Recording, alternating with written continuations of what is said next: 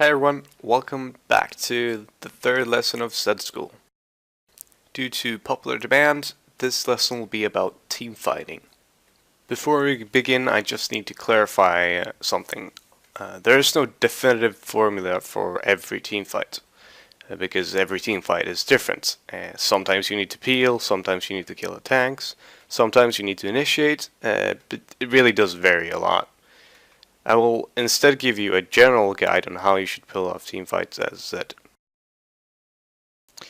Before every fight begins, you should always consider this. Which enemy has the highest priority? In this clip, the Syndra gets called out immediately by Blitzcrank, so I go straight for her, and then immediately when she's dead, I try to aim for the second highest priority target that I can reach, which was Fiddle. He died very quickly as well.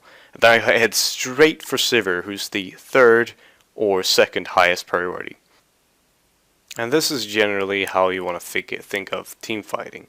Basically, before every fight, you think of the highest priority target, you aim straight for them, and if one of them dies and you die for that, that's fine. That's usually a good trade if you're not the one carrying your team.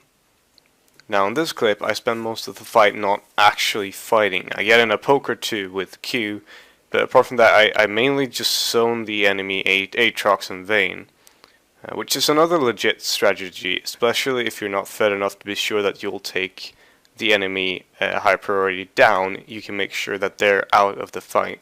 Something that I want to touch on is how you can't stand still in teamfights. When you've initiated into the enemy backline, you have to finish your assassination and keep moving. Zed works a lot like Lee in laning, in that he jumps in and out frequently in fights. You do your burst, you back off, wait for CDs, jump in. Now, sadly, my LOL recorder has crashed, and basically most of my old replays are lost forever. I can't show you a replay where I peel for an AD carry, but I will emphasize how important that can be, because it is one of the three main strategies in teamfights.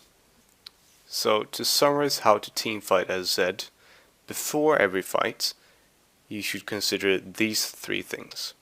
Who's the highest priority target on the enemy team? Is it worth for me to die to take them down? Is my AD carry fed enough to carry by himself? And then you base your team fighting around your answer to those questions. Note that I say base your team fighting around those questions, because obviously things might change in the heat of battle, but you get a general idea of what you should do after answering those three questions.